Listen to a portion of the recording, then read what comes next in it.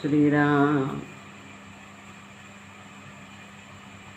गुरुर्ब्रह्मा गुरुर्विष्णु गुरुर्देव महेश्वरा, गुरु साक्षात् परब्रह्म तस्मै श्री गुरुवे नमः। श्री राम।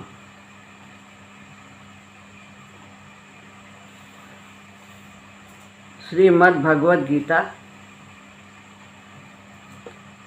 अध्याय 2 श्लोक है 57।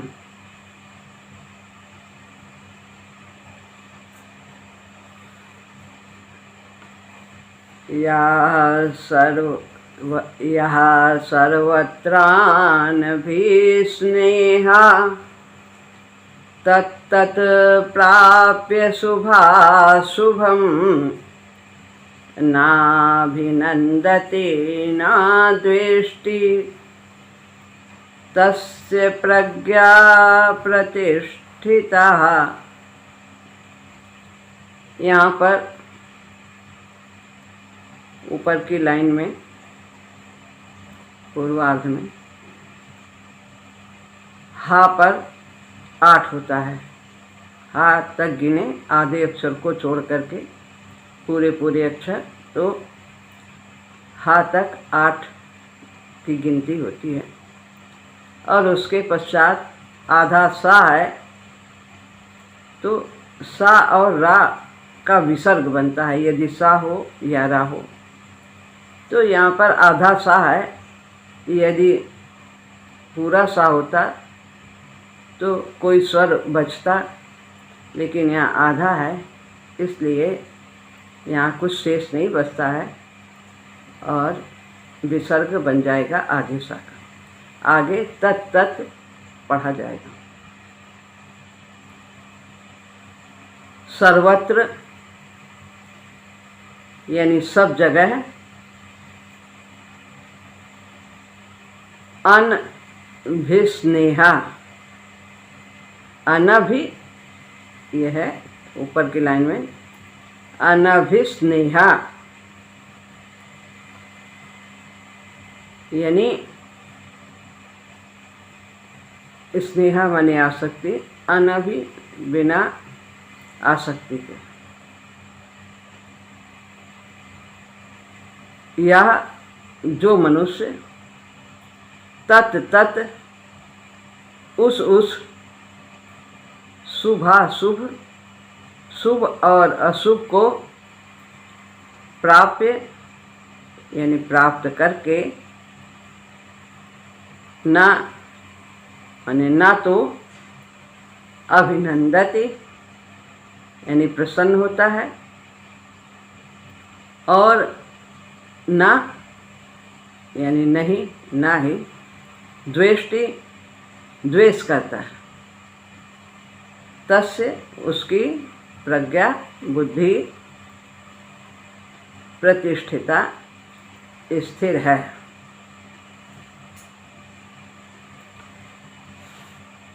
जो मनुष्य सब जगह आसक्ति रहित हुआ,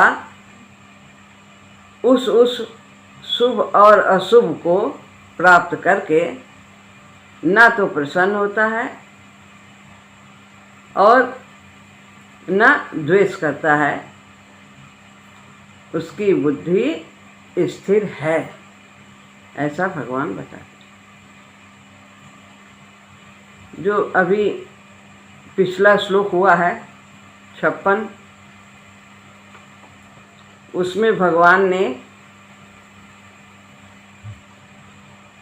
कर्तव्य कर्म करते हुए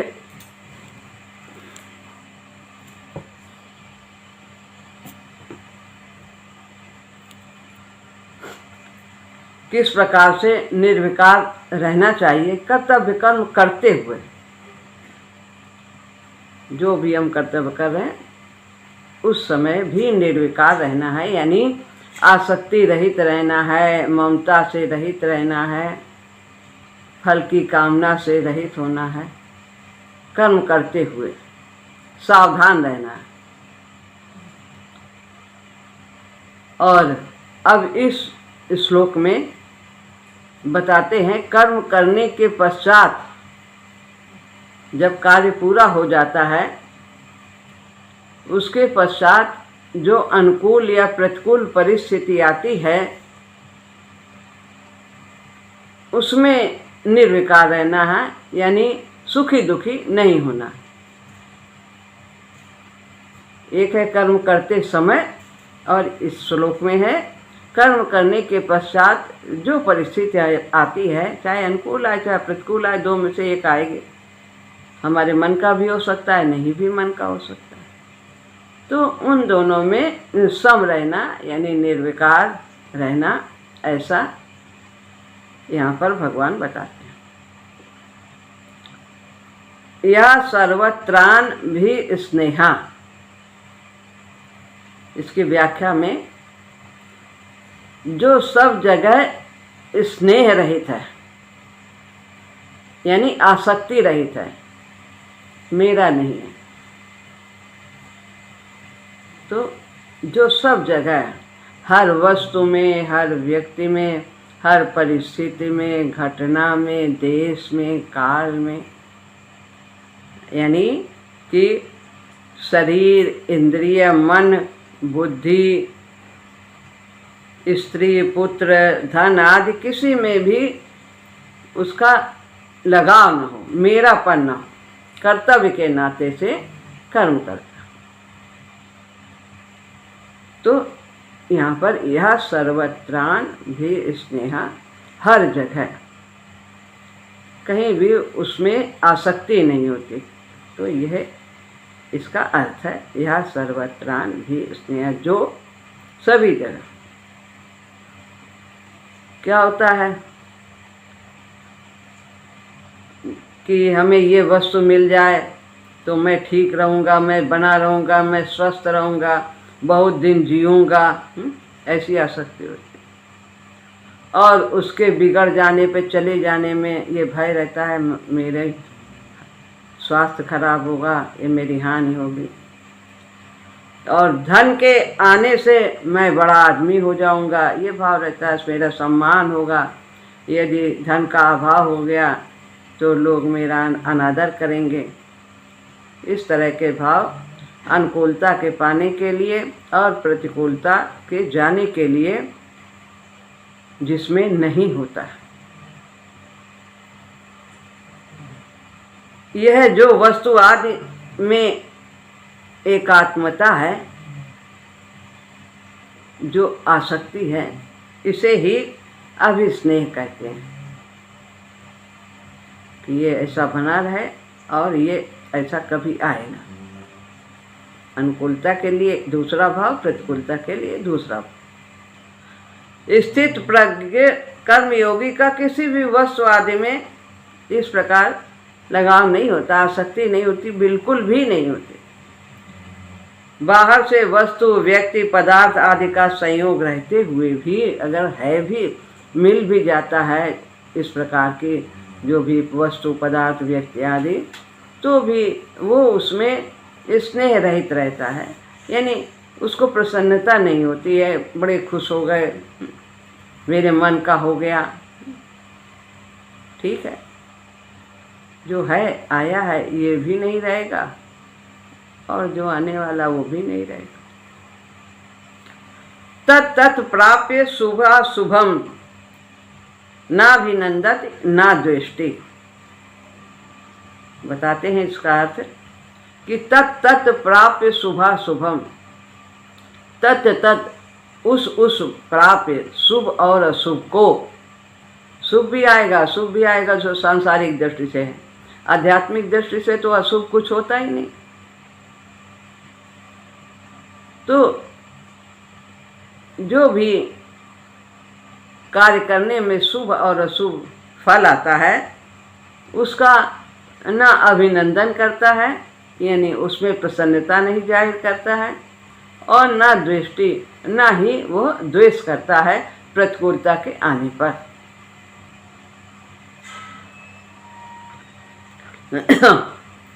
जब उस मनुष्य के सामने प्रारब्धवश, सब कुछ प्रारब्ध से ही आता है, जीवन में जो घटता है, जो हमारे प्रारब्ध में लिखा है, पहले के जो बोए हुए कर्म है उन्हीं के अनुसार प्रारब्ध बनता है। जब उस मनुष्य के सामने प्रारब्धवश शुभ और अशुभ, शोभनीय और अशोभनीय, अच्छी और खराब, अनुकूल और प्रतिकूल परिस्थिति आती है, तब वो अनुकूल परिस्थिति को लेकर के उसका अभिनंदन नहीं करता है, यानी प्रसन्नता व्यक्त नहीं करता कि बड़े खुश हो गए हम, ढोल बाजे बज रहे हैं। अनुकूल परिस्थिति को लेकर के भी और प्रतिकूल परिस्थिति को लेकर के भी उसे द्वेष और अभिनंदन नहीं।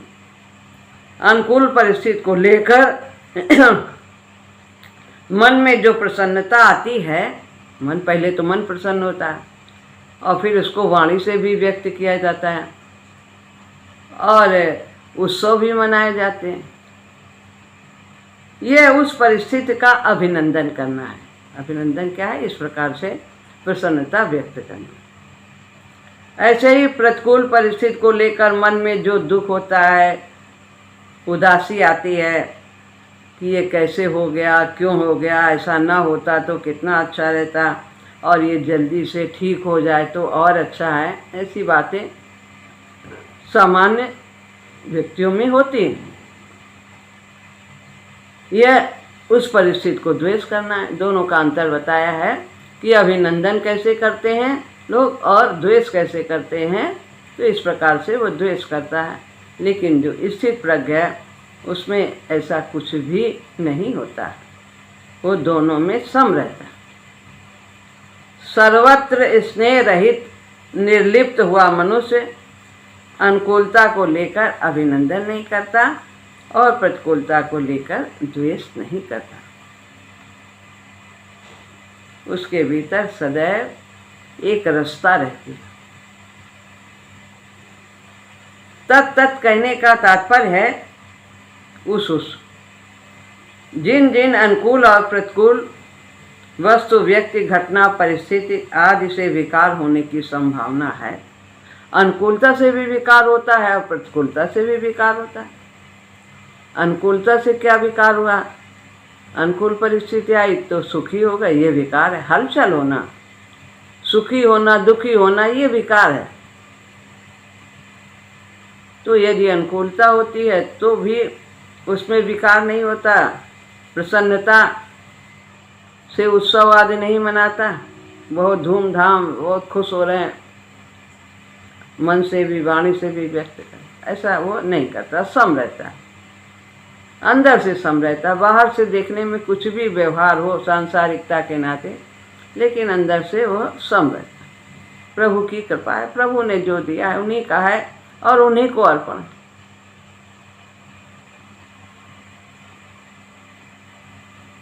तो इस प्रकार भैया जी के यहाँ पूज्य मथुरा प्रसाद जी, उनके यहाँ उनके पोते का मुंडन था, तो उनके बेटे ने कहा कि पिताजी ये माइक लगवा लें, जो है उसमें आवाज़ आएगी, जोर से सब लोग गाना सुनेंगे, मोहल्ले में पता लगेगा, ये सब गाने का प्रोग्राम रख लें।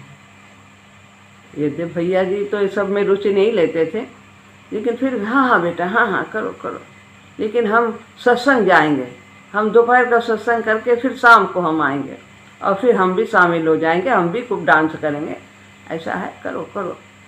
तो इस तरह से सामाजिक कार्यों में रुकावट नहीं डालते। सब तो समान स्थिति के नहीं हैं, तो इसलिए वो उनमें रहता हुआ भी जल में जैसे कमल का पत्ता रहता है, उसी तरह वो स्थिति प्रज्ञ रहता है।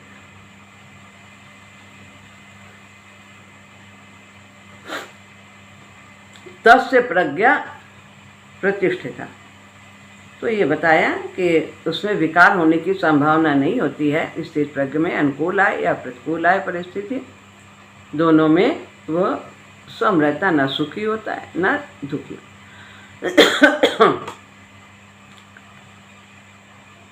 तस्य प्रज्ञा प्रतिष्ठिता, उसकी बुद्धि स्थिर है, प्रतिष्ठित है, एक रस है।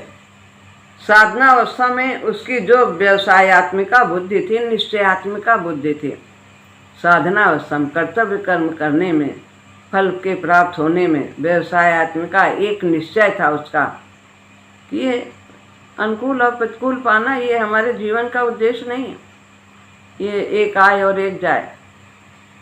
हमें तो एक निश्चय हमारे अंदर है और वो है कि भगवान को पाना है। ये सब तो सीढ़ियां हैं प्रभु तक पहुंचाने के लिए, इनसे हमें लाभ उठाना है, विकास की गति को तीव्र करना है, यही व्यवसायत्मिका बुद्धि है। वो बुद्धि जो सावधान रह कर के कार्य किया है, इस प्रकार कर्मयोगी की अचल बुद्धि हो जाती है, डिगती नहीं है। एक अपने उद्देश्य से वो हर समय अपने उद्देश्य को ही सामने रखकर कार्य करता है। उसकी बुद्धि में यह विवेक पूर्ण रूप से जागृत हो गया है कि संसार में जो भी कुछ अच्छी और बुरी परिस्थितियां सांसारिक दृष्टि से आती हैं, उनसे हमारा कोई संबंध नहीं। हम तो परमात्मा के अंश हैं और हमारा उन्हीं से संबंध है। अवसर तो बदलने वाले हैं, पर मेरा स्वरूप तो बदलने वाला नहीं है। अतः बदलने वाले के साथ न बदलने वाले का क्या संबंध? दोनों के गुण अलग अलग हैं। चना में अगर गेहूं डालेंगे तो वो नहीं मिलेगा, अलग अलग दिखाई देगा। चना में यदि एक चना डाल दो, आप ढूंढ नहीं पाओगे। तो बदलने वाले के साथ न बदलने वाले का कोई संबंध हो ही नहीं सकता।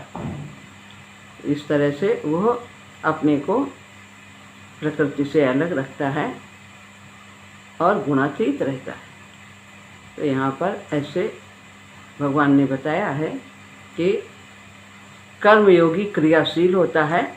अतः भगवान ने 56वें श्लोक में क्रियाशील की सिद्धि में पहले बताई कि कर्म करते समय आसक्ति से रहित रहता है, उसे ममता नहीं रहती कार्य करने के समय, और कार्य करने के उपरांत जो परिस्थितियां आती हैं उसमें भी वह निर्विकार रहता है। जो भी फल प्राप्त हो, चाहे अनुकूल हो चाहे प्रतिकूल हो, दोनों में वह विकार से रहित होता है, सुखी दुखी नहीं होता। ऐसा यहाँ पर बताया। अब श्लोक है 58वां।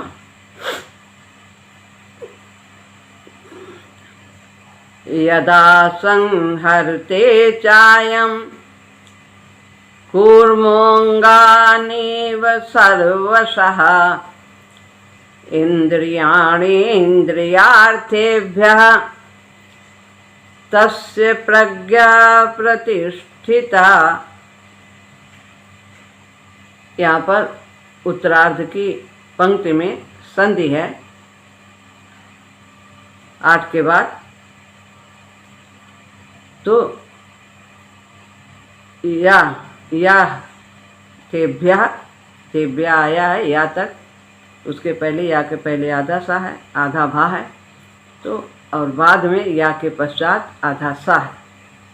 तो आधा सा ये विसर्ग बन जाएगा, आधा है इसलिए शेष नहीं बचेगा। तो थेभ्यः पढ़ा जाएगा और आगे तस्य प्रज्ञा पढ़ा जाएगा। यदा माने जिस समय, संहर्ते समेट लेता है, चा माने और, अयम यह, कूर्मोऽङ्गानीव,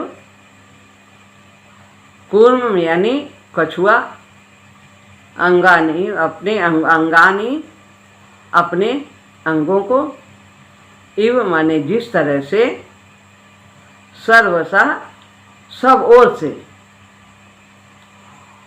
इंद्रियाणि इंद्रियार्थेभ्य, इंद्रियाणि इंद्रियों को, इंद्रियार्थेभ्य यानी इंद्रियों के विषयों से, तस्य माने उसकी प्रज्ञा बुद्धि स्थिर हो जाती है, प्रतिष्ठिता यानी स्थिर हो जाती है। जिस समय कह रहे हैं जिस तरह, इव माने जिस तरह कछुआ अपने अंगों को सब ओर से समेट लेता है, ऐसे ही जिस काल में यह कर्मयोगी, अयम माने यह कर्मयोगी इंद्रियों के विषयों से इंद्रियों को सब प्रकार से हटा लेता है, तब उसकी बुद्धि स्थिर हो जाती है। यहाँ पर भगवान ने कछुआ का उदाहरण दिया।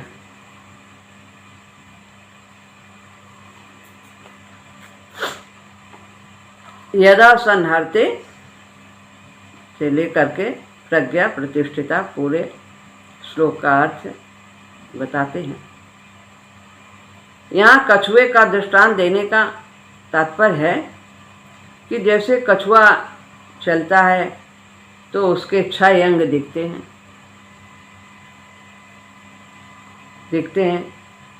4 पैर दिखता है, 1 पूंछ और 1 सिर दिखता है।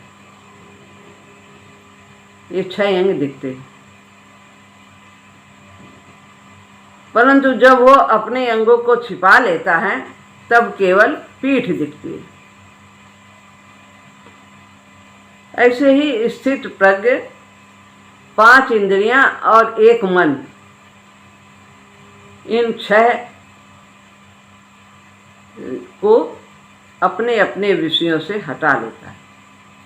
5 ज्ञान इंद्रिय और 1 मन। मन भी बहुत बड़ी इंद्रिय है, तो इंद्रियों के विषयों से वही सुख दुख का अनुभव करती है। अगर उसका इंद्रियों आदि के साथ किंचित भी मानसिक संबंध बना रहता है तो वो स्थित प्रज्ञ नहीं कहलाता। तो इन सब विषयों से, इंद्रियों के विषयों से मन से जो सुख दुख अनुभव होता है, इन सब ओर से स्थित प्रज्ञ अपने को हटा लेता है, इनसे कोई संबंध नहीं रखता है। इंद्रियां इंद्रियों में बरत रही हैं, गुण गुण में बरत रहे हैं, हम अलग हैं, हम तो केवल देखने वाले हैं, साक्षी हैं। सुख दुख का अनुभव तो ये स्थूल, इसको स्थूल ही कहेंगे, विशेष रूप से ये सूक्ष्म नहीं है, देखने में तो खैर नहीं आता है। तो ये सूक्ष्म मन और बुद्धि है। तो ये इन सब का जो संबंध जोड़े रहता है सामान्य व्यक्ति, उनसे वो स्थित प्रज्ञ हटा लेता। यहाँ संहरते क्रिया देने का मतलब यह हुआ कि स्थित प्रज्ञ विषयों से इंद्रियों का उपसंहार कर देता है, यानी बिल्कुल कोई संबंध ही नहीं रखता। अर्थात मन से भी विषयों का चिंतन नहीं करता, पूरी तरह से वो उनसे अलग हो जाता है। क्या खाया, क्या पिया, क्या नहीं, कैसा सम्मान हुआ, कैसा क्या हुआ, इन सब का वो चिंतन भी नहीं करता। कितने अच्छे दिन थे, कितने बुरे दिन हैं, क्या है, ऐसा कुछ भी नहीं। जो कर लिया, विषयों का सेवन किया, जिसकी आवश्यकता थी, साधना और स्वास्थ्य के लिए जो सहायक हैं उनका वो सेवन करता है और फिर वो भूल जाता है। शरीर की रक्षा के लिए जो उचित है वो ग्रहण करता है और जागता है। क्यों करता है शरीर की रक्षा? क्योंकि भगवान का भजन करना, भगवान की सेवा करना, यही उद्देश्य है उसका।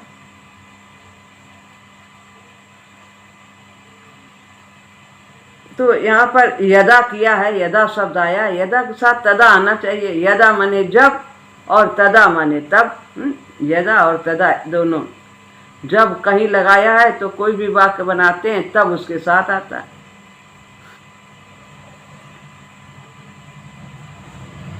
तो यदा पद के अंतर्गत ही तदा पद आ जाता है। तथापि यहाँ तदा पद का प्रयोग न करने का एक गहरा तात्पर्य है कि इंद्रियों के अपने अपने विषयों से सर्वथा हट जाने से, तो जब ये इंद्रियां अपने विषयों से हट जाती हैं तो स्वयं ही वो जो है वो अपनी स्थिति को प्राप्त कर लेता है जीव। जब तक वो इंद्रियों से संबंध रखता है उनके विषयों से, तब तक वो अपने को नहीं जानता, और जैसे ही उनसे संबंध हटाया वो स्थित प्रज्ञ तो पहले से ही है, उस पर तो आवरण पड़ा है। माया का आवरण जब पड़ जाता है तो अपनी स्थिति को भूल जाता है। इसी तरह जैसे पर्दा शीशे से हटा तो अपने आप ही चेहरा उस पर से दिखाई देगा। वो तो पहले से ही शीशा स्वच्छ था, उसमें देखा जा सकता था, कुछ नया तो कुछ आता नहीं उसमें अलग से। तो ऐसे ही आत्मा तो स्वच्छ है, निर्मल है, लेकिन जब वो अपना संबंध संसार से जोड़ती है तभी उसमें विकार उत्पन्न होता है। तो यहाँ पर तदा कहने की ज़रूरत नहीं है। जैसे जब ऐसा इंद्रियों से संबंध जोड़ रखा था हटा लेता है, अपने को अलग कर लेता है, तो स्वयं ही वो स्थित प्रज्ञ पहले भी था और उसे अनुभव होने लगता है स्वतः ही कि वो स्थित प्रज्ञ है। वह अनुभव किसी क्रिया अथवा त्याग का फल नहीं है कि कुछ करेंगे तभी वो होगा, कुछ काम करना है तब वो हमें अनुभव होगा। नहीं, वो तो जो असत्य था, जो गलती से उसने संबंध जोड़ा था, वो स्वयं ही जब संबंध हटाता है तो फिर नया कुछ नहीं करना पड़ता कि क्या चीज़ हम दे किसी को तब फिर ऐसा होगा, ऐसा कुछ नहीं। तो पहले से ही प्राप्त। सूर्य तो पहले से ही है, बादल हटा नहीं कि वो प्रकट हो गया, दिखाई दे रहा। हमने आंखें बंद कर ली और सूर्य है तो हमें सूर्य नहीं दिख रहा, आंखें खोलते ही वो तो पहले से ही है। तो हम तो स्वच्छ निर्मल पहले से ही।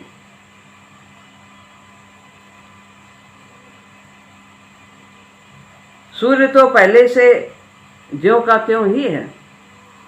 आंखें बंद करने से पहले भी सूर्य वैसा ही है और आंखें बंद करने पर भी सूर्य वैसा ही है। केवल आंखें बंद करने से हमें उसका अनुभव नहीं हुआ। ऐसे ही यहाँ इंद्रियों को विषयों से हटाने से स्वतः सिद्ध परमात्मा तत्व का अनुभव हुआ है। वो अनुभव मन सहित इंद्रिय का विषय नहीं है। इंद्रिय और मन ये सब भगवान का अनुभव नहीं करती। अगमय अगोचर मन बुद्धि पर बंधे प्रेम की डोर से, कोटि ब्रह्म गतिशील करे जो देखत ही दृग कोर से। आदि स्रोत सो प्रभु की सत्ता है अनंत चहुओर से। निरख छवि प्रभु झूमो नाचो हृदय कुंज में मोर से। धन्य धन्य प्रभु तुम्हारी महिमा, नमो नमामि चरणन भाल। पाप प्रसाद प्रभु परम प्रेम पद, निमिष में नागौ भव निधि नाल। प्रभु का प्रसाद पाते, प्रभु का प्रेम पाते, प्रेम से भगवान को हम पा सकते हैं। प्रेम ही उनका स्वरूप है और उन्हीं प्रेम के ही द्वारा जो जिसका तत्व है उसी तत्व के द्वारा हम उसे पा सकते हैं।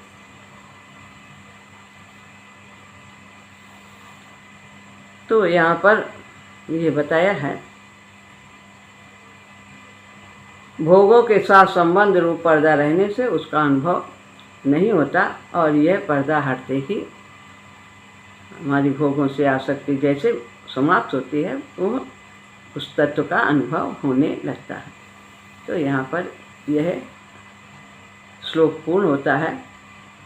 अगला श्लोक अगले सत्र में आरंभ होगा। श्री राम।